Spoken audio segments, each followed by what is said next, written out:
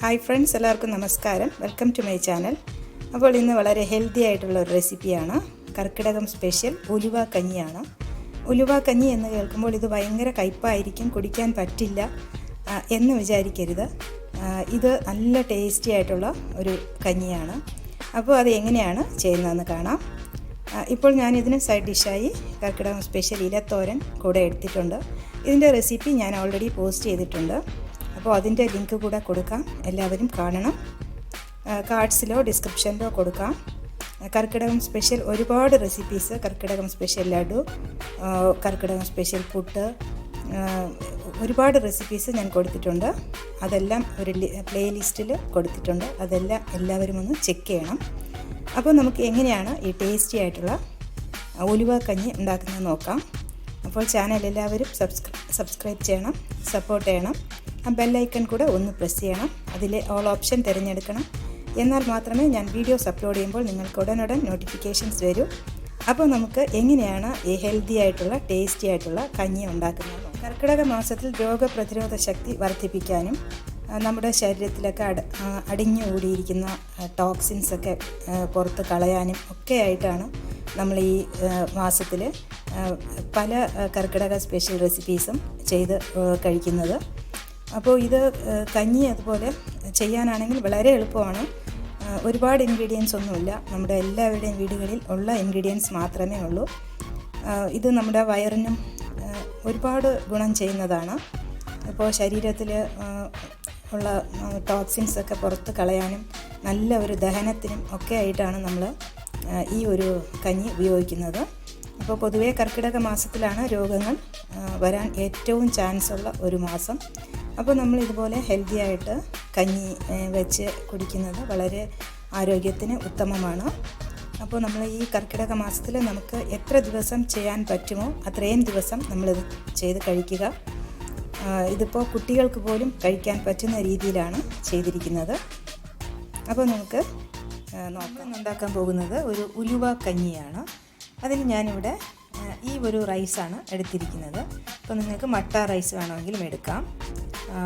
ചമ്പ പച്ചരി ഉണ്ടെങ്കിൽ അതും നമുക്ക് എടുക്കാം.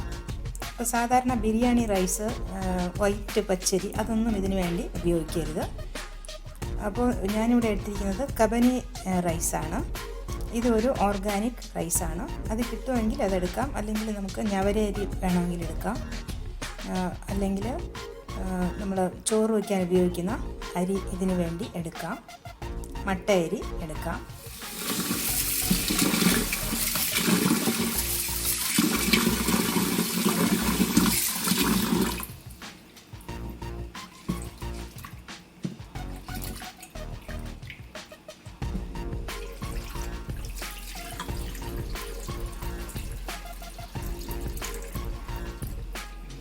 അപ്പോൾ ഈ അരി ഞാൻ നല്ലപോലെ കഴുകി ഒരു 3 മണിക്കൂർ വെള്ളത്തിൽ കുതിർത്തിയതാണ്.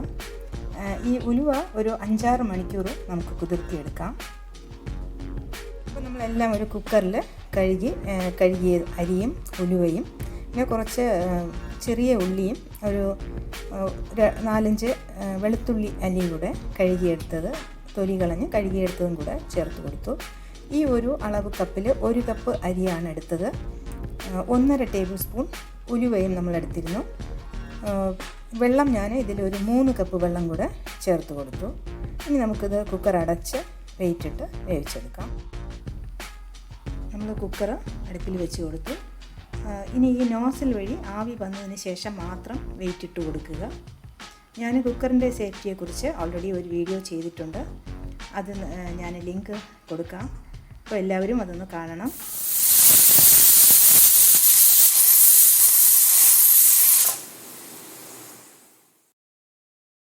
ഇപ്പോൾ ഞാൻ 2 വിസിൽ ഹൈ ഫ്ലെയിമിലും 2 വിസിൽ ലോ ഫ്ലെയിമിലും വന്നപ്പോഴത്തേക്കും ഓഫ് ചെയ്ത് കൊടുത്തു.